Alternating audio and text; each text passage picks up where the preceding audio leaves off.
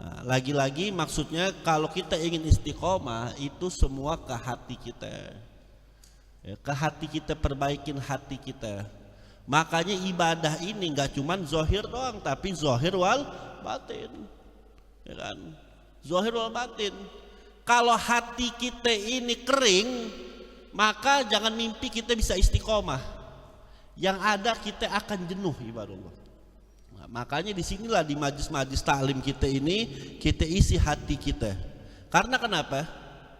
Ya, karena buahnya istiqomah. Ya, cara kita untuk istiqomah itu caranya ikhlas. Untuk kita bisa istiqomah itu ikhlas. Ikhlas itu nggak cukup dengan kata-kata, nggak cukup dengan adanya bisa dilihat, tapi semuanya di hati. Itu maksudnya. Ya kan? Kalau cuman istiqomah lihatnya di mata, orang tersebut mungkin istiqomah kalau pengen ada maunya, betul betul.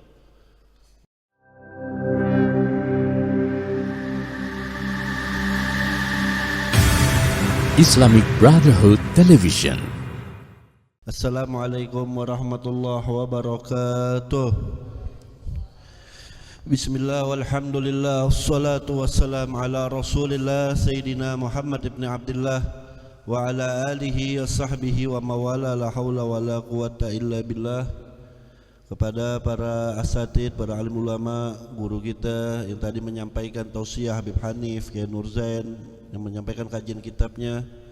Nanti insyaallah ada Kiai Mustafa Warka dan akhina Ustadz Muhammad Irfan. Mudah-mudahan kita doain guru-guru kita panjang umur sehat walafiat. Itu juga kepada guru besar kita Habib Muhammad Rizik bin Muslim Syahab, mata'anullah bitul hayati wa nafa'na bi ulumi fid dini wad dunya wal akhir, amin ya rabbal alamin. Baik ya ikhwan, dari kitab Tajul Arus lil Imam Ibnu Athaillah. Di sini Imam Ibnu Athaillah memberikan nasihat kepada kita. Fa in aradta an ta'rifa kaifa tamurru 'ala sirati fanzur halaka fil isra'i ilal masajidi. Imam Ibnu Athaillah mengatakan, maka jika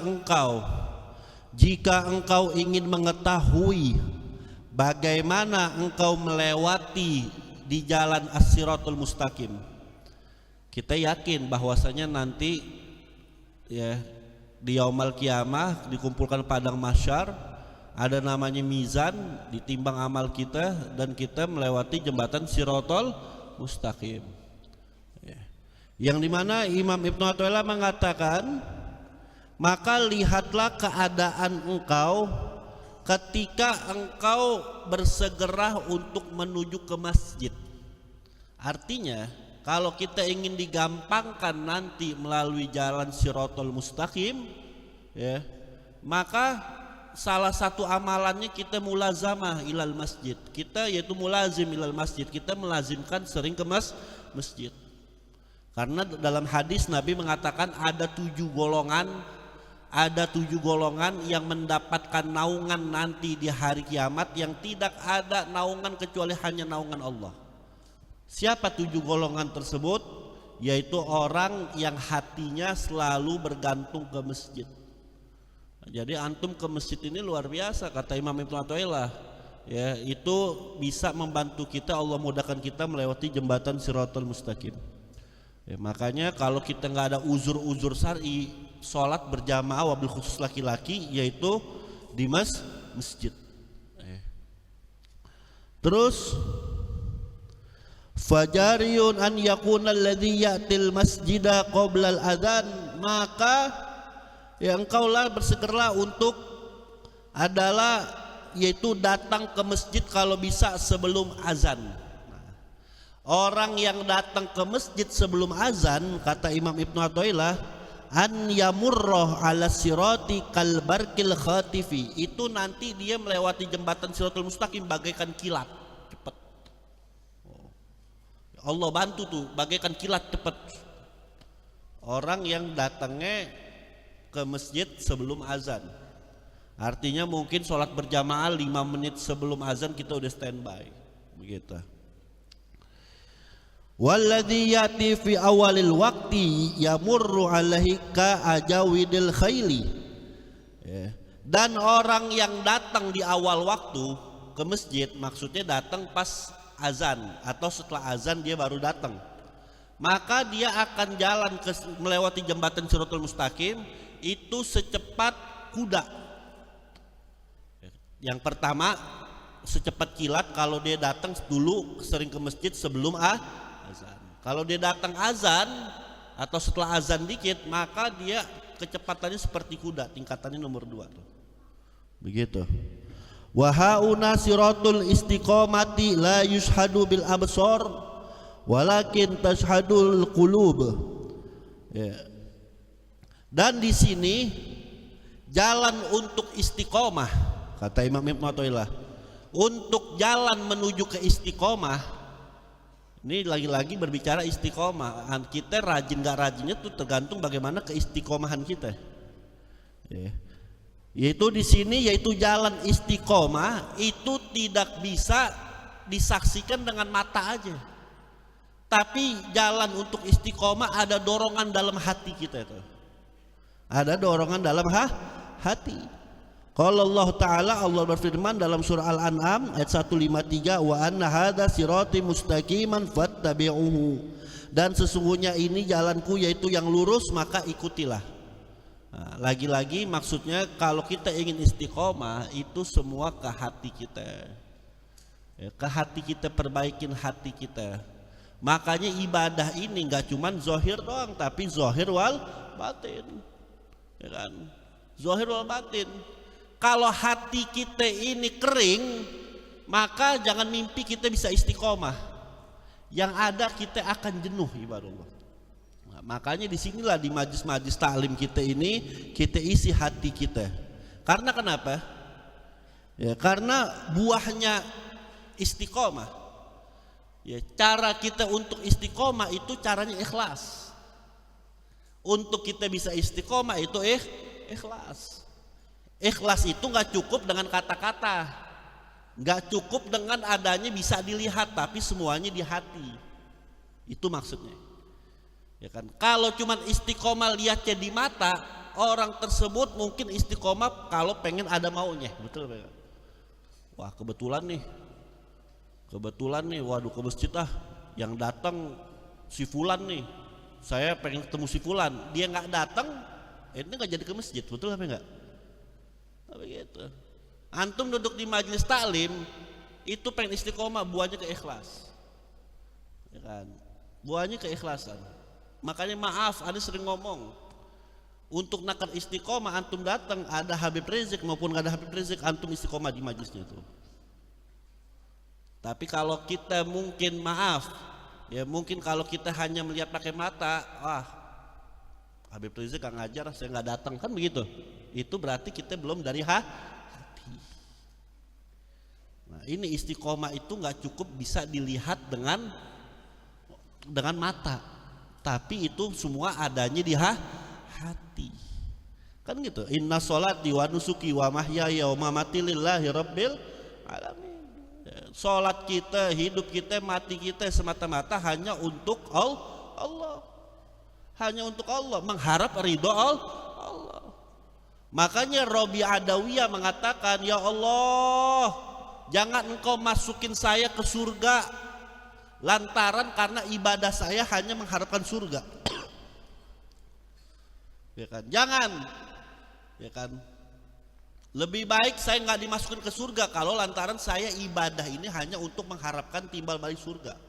Tapi yang saya minta ya Allah, jangan engkau memalingkan wajahmu ketika yang aku harapkan ridhomu. Luar biasa di syair nih. Artinya apa? Artinya yang kita harapkan ibadah kita ini karena kita hamba Allah, memang kita udah sepatutnya hamba Allah. Ibadah, wa ma khalaqtul jinna wal insa illa liya'budun. Dan tidaklah aku ciptakan jin dan manusia kecuali hanya untuk menyembahmu. Kita nyembah Allah, pengen kita diapain aja tetap kita nyembah Allah. Tapi kalau kita hanya fisik doang, hati kita kering, maaf, ketika kita rajin ke masjid bermunajat, ya gue belum dikabulin, bakal kendor tuh. Bakal kan kendor. Percuma dah, gue begini-begini aja. Temen gue nggak sholat, jarang puasa, kaya duitnya banyak, betul enggak? Sama-sama aja. Makanya disinilah fungsinya hati. Ya fungsinya hati di sini, ya kan? Makanya disinilah kalau kita tahu makna Ar-Rahman Ar-Rahim. Allah itu Ar-Rahman Ar-Rahim. Apa arti Ar-Rahman? Yang maha pengasih. Ar-Rahim yang maha penyayang. Sifat Allah Ar-Rahman yang maha pengasih, Allah kasih ke semuanya. Orang beriman dikasih kehidupan, orang kafir dikasih kehidupan enggak? Kasih. Orang beriman dikasih rezeki, orang kafir dikasih rezeki enggak? Dikasih. Itu sifatnya Allah luar biasa, Ar-Rahman. Allah ingin menunjukkan saya ini Tuhan yang maha pengasih.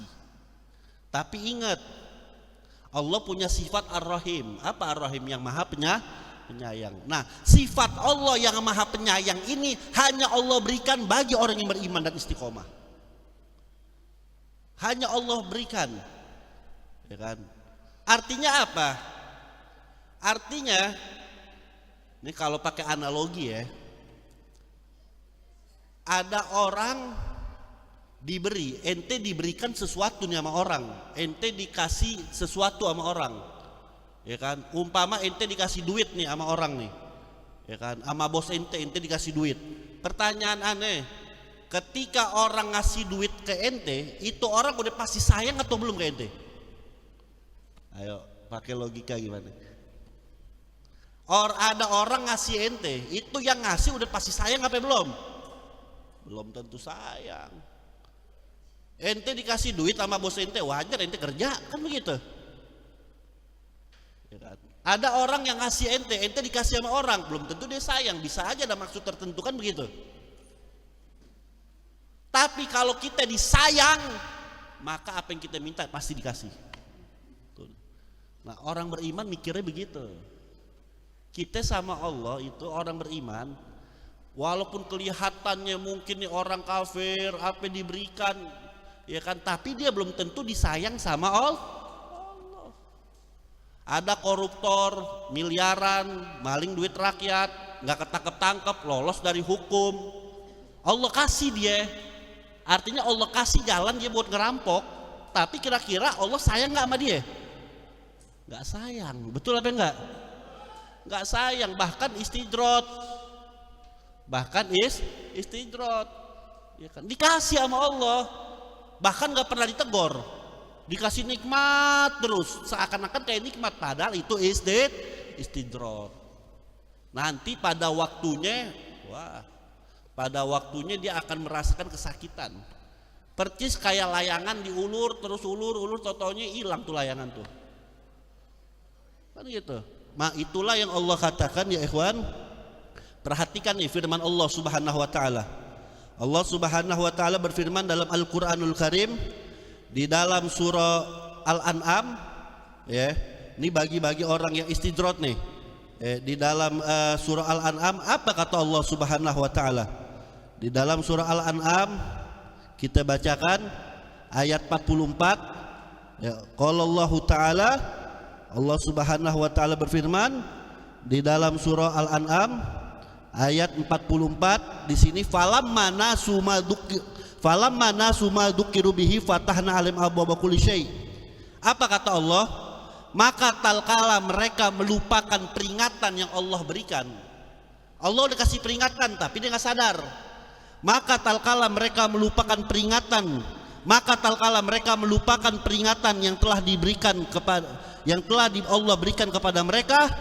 Kami pun, kata Allah, perhatikan nih, kami pun membukakan semua pintu-pintu kesenangan buat dia. Tapi dari tanda kutip kesenangan yang membawa istidrot. Kami bukakan pintu-pintu kesenangan untuk mereka. Hatta idza farihu, sehingga mereka itu sampai mereka itu senang. Bima utu, dengan apa yang mereka dapatkan. Bima utu akhadnahum baghtatan fa idza mublisun, kata Allah. Mereka bergembira, sehingga apabila mereka bergembira dengan apa yang telah diberikan kepada mereka, kami siksa mereka dengan sekonyong-konyongnya siksa, maksudnya dengan seberat-beratnya siksa. maka ketika itu mereka terdiam dan putus asa. Ada orang dikasih enak, dikasih jabatan, merasa paling hebat, ujung-ujungnya nanti mereka akan menyesal. Banyak kayak gitu? Banyak. Merasa hebat, bisa nipu sini, bisa malsuin situ, betul apa enggak? Ya. Tapi suatu saat itu adalah istidrat dari Allah Subhanahu wa taala. Makanya, tapi kalau orang beriman ketika dia disayang sama Allah, otomatis Allah akan berikan. Nah, kita memahami ini pakai hati misalnya. Makanya bersihkan hati kita. Makanya Nabi SAW mengatakan, apa kata Nabi dalam satu hadisnya, sesungguhnya Allah mengabulkan doa kita. Allah pasti mengabulkan doa kita. Tapi dengan syarat laksanakan perintah Allah, jauhi segala larangan Allah. Dan dengan keyakinan Allah mengabulkan setiap doa hambanya, tapi dengan syarat laksanakan perintah Allah, jauhi segala larangan. Dengan cara apa Allah kabulkan doa hambanya? Dengan 3 cara kata Nabi. Yang pertama, bisa Allah langsung cepat kasih. Yang kedua, bisa Allah tunda karena Allah maha mengetahui. Oh, kalau dikasih sekarang mungkin gak bagus. Oh, kalau dikasih sekarang mungkin nih orang nanti bisa berubah, bisa gak istiqomah lagi. Biar derajatnya naik, nanti saya tunda, suatu saat akan saya kasih. Mungkin kita baru dikasih nanti, ya di belakangan itu, tapi hasilnya luar biasa. Makanya kita yakin. Bahkan maaf, mungkin kita ini nggak ngerasain apa yang kita minta, tapi nanti Allah berikan buat anak kita dengan berkah buat istiqomah kita. Yang ketiga kata Nabi, ada kalanya Allah berikan nanti kita di akhirat, ibaratullah. Nah, ini tanamkan dalam hati kita. Kalau kita udah disayang sama Allah, pasti Allah berikan kita. Tapi kalau kita merasa diberikan sama Allah, itu belum tentu Allah sayang. Bisa jadi menjadi istidrat. Naudzubillah min dzalik. Nah, makanya Imam Ibnu Athaillah bilang tuh begitu. Ya, yaitu dengan cara apa? Yaitu dengan cara kita bisa lihat istiqomah kita dengan bagaimana hati kita. Makanya untuk mendapatkan istiqomah itu buahnya ikhlas. Ikhlas. Ya, apa itu ikhlas? Ikhlas itu kita itu hanya mengharap ridho Allah. Dalam keadaan apapun tetap kita istiqomah. Baik orang mau nyaci maki kita, mau muji kita, tetap kita istiqomah dalam kebenaran. Baik kita susah maupun senang, tetap kita berada di jalan Allah Subhanahu wa taala. Makanya di sini yang terakhir, buahnya ikhlas. Nih, perhatikan nih. Orang kalau udah mendapatkan ikhlas, orang udah ikhlas itu akan mendapatkan buahnya. Apa buahnya ikhlas? Satu, jiwa kita akan tenang. Jiwa kita akan tenang. Ya kan? Walaupun kita hidup pas-pasan, tapi kita ibadah ikhlas karena Allah, insya Allah Allah kasih ketenangan kita. Ini kadang-kadang kagak, galau dikit bikin status supaya orang lewat, supaya orang lihat. Jangan mengharap manusia kita.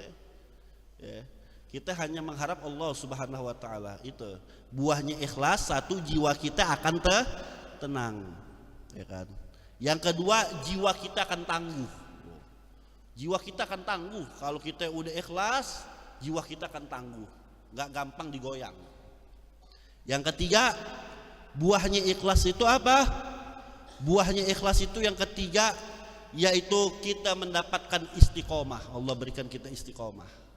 Jangan mimpi mau istiqomah kalau kita nggak ada keikhlasan sama Allah Subhanahu wa taala. Dan buahnya ikhlas yang keempat, Allah Subhanahu wa taala tidak akan mengecewakan hambanya bagi yang ikhlas.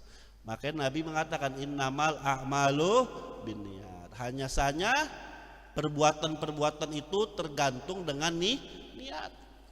Perbuatan dengan niat. Ya kan? Tapi kadang-kadang kita kebalik. Kita hanya untuk mencari ridho manusia, tapi membuat kita murkanya Allah. Ame manusia takut, yang penting bos gue senang, ya kan? Yang penting atasan gue senang, gue dapat pangkat, mau koruptor dah gue kerjain kan begitu. Yang penting atasan gue seneng, mau bohong dah. Nah itulah yang dikatakan nama Imam Haddad. Apa kata Imam Haddad dalam kitab hikamnya? Kaifa yakunul minal mu'minina, bagaimana engkau bisa menjadi orang mukmin? Ya. Bagaimana engkau bisa menjadi orang mukmin? Mayyurdil makhluk. Ya. Bagaimana engkau bisa menjadi orang mukmin? Ya, bagaimana bisa disebutkan menjadi orang mukmin? Engkau ini mencari ridho makhluk. Ya. Fi sukhti rabbil alamin, tapi engkau menjerumuskan mendapatkan murkanya Allah Subhanahu wa taala. Kalau orang sekarang bilang asal dia senang dah. Yang penting atasan saya senang, yang penting atasan saya senang, saya dapat pangkat, saya dapat perlindungan, mau maksiat deh masa bodoh. Orang beriman itu bagaimana apa yang dikerjakan itu tidak membuat murkanya Allah Subhanahu wa taala. Yang terakhir saya tutup dulu Kiai Mustafa. Imam Ghazali bilang, bagaimana sih caranya supaya hati kita diterangin? Ya kan, bagaimana sih supaya hati kita ini diterangin, hati kita dituntun? Ya kan, karena kenapa? Orang biar pinter hatinya gelap, itu dia pinter tapi belum tentu jadi orang benar. Betul apa enggak? Pinter banyak, pinter bohong, kan begitu. Pinter banyak tapi belum tentu benar. Ya kan? Orang pinter banyak yang korupsi tuh yang makan duit rakyat kuliah semua S1, S2, S3, S cendol. Betul apa enggak? Coba kalau orang pinter doang punya jabatan nggak bener, bahaya. Disuruh ngurus laut malah jadi bajak laut. Betul ya kan? Disuruh ngurus hutan malah jadi orang hutan. Disuruh ngurus bensin malah bensin diminum. Betul apa enggak? Dikorupsi. Itu pinter, hatinya gelap. Itu pinter tapi belum tentu benar, ya kan? Nah, kata Imam Ghazali bilang, gimana supaya hati kita dituntun? Karena Pak Bu, orang kalau pinter, dia pinter akalnya, otaknya, tapi hatinya gelap. Itu seperti orang yang mau jalan, dia punya kendaraan mobil tapi nggak tahu jalan. Dia mobil mau ke Surabaya, toto ke Semarang. Sebaliknya, orang yang hatinya bagus terang tapi nggak punya ilmu kepinteran, seperti punya kendaraan, seperti apa? Seperti dia tahu jalan. Sebaliknya nih, hatinya bagus terang tapi nggak punya ilmu, bodoh. Itu seperti apa? Seperti dia ini punya kendaraan, ya. Seperti apa? Seperti dia ini tahu jalan tapi nggak punya kendaraan, sama aja.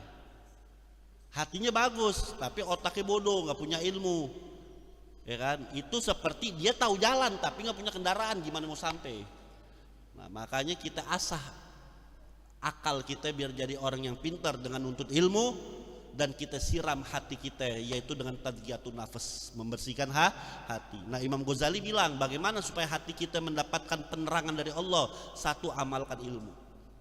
Kita dapat ilmu kita amalin, haram kita tinggalin, halal kita kerjain. Amalkan ilmu. Yang kedua apa? Yang kedua, banyak-banyak kita yaitu zikir kepada Allah. Zikir ini nggak cuma di lisan tapi kita bertafakur juga zikir, banyak mengingat Allah. Yang ketiga apa? Supaya kita mendapatkan nur, cahaya dalam hati kita, kata Imam Ghazali. Yang ketiga apa? Yang ketiga, jangan sia-siakan waktu kita. Kita dikasih kesehatan tapi kita sia-siakan untuk kita nggak ibadah sama Allah, nyesel kita pasti. Kita masih muda nggak mau belajar, nyesel ente pasti masa tua. Makanya yang ketiga, kalau pengen dapat hidayah dari Allah, jangan sia-siakan waktu kita. Yang terakhir, kata Imam Ghazali, kalau kita ingin mendapatkan mendapatkan petunjuk dari Allah, yang keempat bahwasanya apa yang kita kerjakan semata-mata hanya untuk mengharap ridha Allah Subhanahu wa ta'ala. Kalau itu kita kerjakan, insya Allah hati kita akan diterangkan oleh Allah. Allah akan berikan petunjuk kepada kita. Tapi sebaliknya, Kalau kita kagak asah itu, ya dia boleh pintar, tapi hatinya dikunci sama Allah. Khatamallahu ala qulubihim wa ala sam'ihim wa ala absarihim. Kami kunci hati-hati mereka. Kenapa kok dalam ayat tersebut hati dulu yang Allah sebut? Kenapa Allah nggak bilang khatamallahu ala sam'ihim wa ala absarihim? Enggak, tapi Allah katakan khatamallahu ala qulubihim. Kenapa? Kalau hati udah dikunci, kebenaran walaupun dia lihat, dia nggak bakal ikutin kebenaran. Kebenaran walaupun dia dengar, dia abaikan kebenaran karena hatinya udah dikunci. Percis sekarang ada orang yaitu yakin, wah pokoknya ini orang baik begini, tahu-tahunya seperti bobrok, tetap aja itu fanatik buta, betul apa enggak? Yang palsu dibilang asli, betul apa enggak? Nah itu aja ya, mudah-mudahan kita mendapatkan berkah dari Allah Subhanahu wa taala. Billahi taufiq wal hidayah. Assalamualaikum warahmatullahi wabarakatuh.